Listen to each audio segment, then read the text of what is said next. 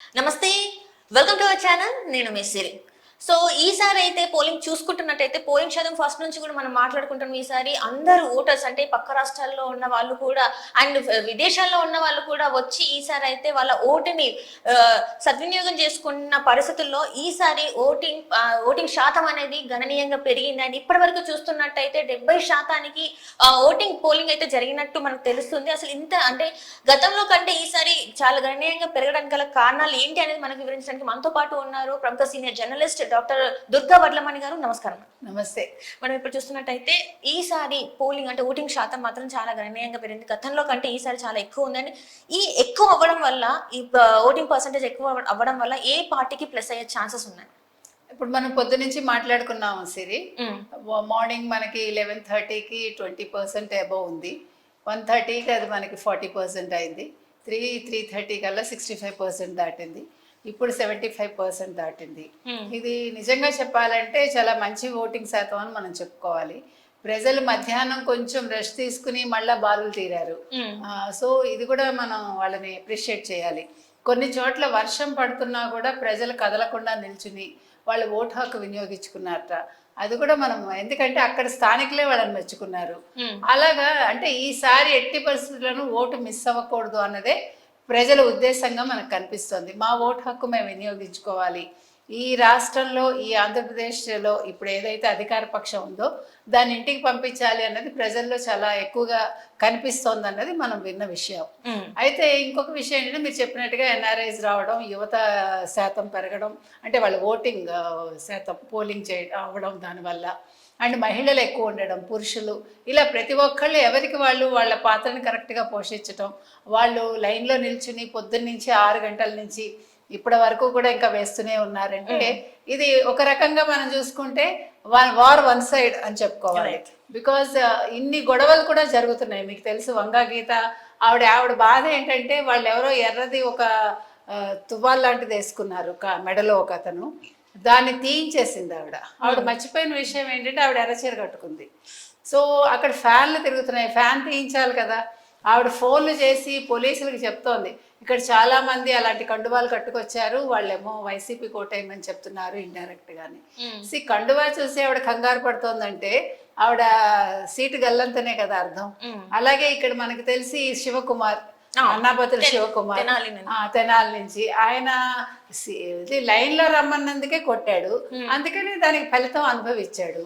So ఈ రోజు ఇంటికి పరిమితం అవ్వాల్సి వచ్చింది, హౌస్ అరెస్ట్ అయ్యాడు. అక్కడి నుంచి మళ్ళీ ఒక వీడియో చేస్తాడు, వీడియోలో సమర్థించుకుంటాడు.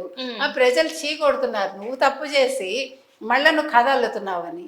అలాగే చాలా చోట్ల ఇవాళ ఎక్కడ నర్సరావుపేటలో జరిగే గొడవలు ఏంటంటే ఎక్కడ పడితే అక్కడ ఈ గొడవలు ఈసారి దీన్ని ఏమి అధికార పార్టీకి ఇవేమి కలిసి రావు, వాళ్ళ మీద ఇంకా నెగిటివ్ వస్తుంది. మీరు చూస్తే ఎక్కడ తెలుగుదేశం వాళ్ళతో గొడవలు రావట్లా.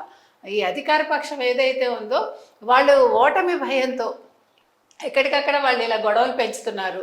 ఇంకొక విషయం ఏంటంటే మనం చెప్పుకోవాల్సింది, ఎక్కడ చూసినా కూడా అంటే ఇప్పుడు నగరి తీసుకోండి, నగరి రోజే చూసారు కదా, ముందుగానే ఆవిడ ఏడుపుల పర్వం మొదలుపెట్టింది. అంటే ఆవిడకి తెలుసు తను ఓడిపోతానని, అందుకని ముందుగానే చెప్తారు చూడండి, తన మీద నెపం రాకుండా అది ఆ కుమార్ అన్న వాడి మీద వేసేస్తుంది. అంటే రేపు జగన్మోహన్ రెడ్డి దగ్గర మళ్ళీ మొహం చూపించుకోవాలి కదా. ఇక్కడ జగన్మోహన్ రెడ్డికే అసలు ఈసారి దిక్కుంటుందో లేదో తెలియదు. మీరు చూస్తే అసలు పులివెందుల్లో ఓటింగ్ శాతం విపరీతంగా పెరిగింది. సో వైసీపీ వాళ్ళు కంగారు పడుతున్నారు ఇది ఎటొచ్చి దారితీస్తుందని. కడపలో బాగా పోలింగ్ జరిగింది, సో వాళ్ళ కంచుకోట్లన్నీ బద్దలవుతాయా అన్న టెన్షన్లో వాళ్ళు ఉన్నారు. సో రోజా ఎన్ని కబులు చెప్పినా అతను నమ్మడు, ఎందుకంటే రోజా ఆల్రెడీ ఓడిపోతుందని మనకి 2 నెలల క్రితం 3 నెలల క్రితమే మనకు వచ్చే ఇన్ఫర్మేషన్. ఇంకొకటి ఆవిడ సీటు కూడా బాగా ఆవిడ బ్లాక్మెయిల్ చేసి తెచ్చుకుంది, లాస్ట్ మినిట్ వరకు ఆవిడ సీట్ రాలేదని కూడా చెప్పుకున్నారు. సో జగన్మోహన్ రెడ్డి ఎంతో ఆలోచించి ఒక 88 మందిని కొత్త వాళ్ళని తీసుకుని మళ్ళా పాత వాళ్ళకి ఇచ్చి రకరకాలుగా జిమ్మిక్కులు చేసినా కూడా ఈసారి ప్రజల్లో ఉండే ఆ వ్యతిరేకత వైసీపీకి బాగా మైనస్ అవుతుంది. మీరు చూస్తే ఎక్కడికక్కడ అసలు ఒక ఎమ్మెల్యే కొట్టడం ఏంటంటే ఒక కార్యకర్తని ఎంత తప్పది మనకి చూసుకుంటేనే అసహ్యంగా ఉంది. అంటే వీళ్ళ అరాచకాలు ఇంకా పోవట్లేదు. ఈ రోజు ఎలక్షన్ పెట్టుకుని ప్రజలందరి ముందు ఆయన అట్లా కొట్టాడు అంటే వాళ్ళకి ఎంత అహంకారం తలకెక్కింది. అంటే మేము వస్తామనే భ్రమల్లో ఇంకా ఉన్నారు. ఇది అందుకని ప్రజలు బుద్ధి చెప్తారు. డెఫినెట్గా తెలుగుదేశం కూటమి వచ్చే అవకాశాలు కనిపిస్తున్నాయి. చంద్రబాబు నాయుడు గారు జూన్ 9న ముఖ్యమంత్రిగా ప్రమాణ స్వీకారం చేసే అవకాశాలు కనిపిస్తున్నాయి.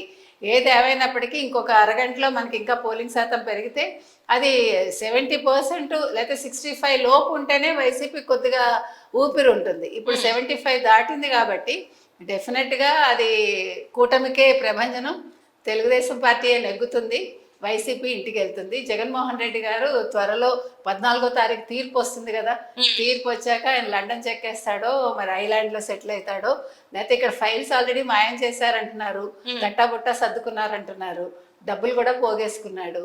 సో తర్వాత సిబిఐ వల్ల ఆయన జైలుకి వెళ్తాడా, ఆయన చుట్టూ ఉన్న వాళ్ళు జైలుకి వెళ్తారా, ఏమైతుందో చూద్దాం. అంటే ఇప్పటి వరకు అంటే కొంతమంది ఏంటంటే వాళ్ళ వైసీపీ నేతల్లోనే ఇంకా వాళ్ళు ఓడిపోతామని చెప్పేసి వాళ్ళే కాల్ చేసుకుని మాట్లాడుతున్నారని కూడా మనకి కొన్ని వార్తలు వస్తున్నాయి. అంటే వాళ్ళలో ఇంకా భయం స్టార్ట్ అయిందని అనుకోవచ్చు మరి. ఖచ్చితంగా వాళ్ళకి ఎప్పుడో స్టార్ట్ అయింది. ఇవన్నీ పైకి బింకాలి ఇవన్నీ.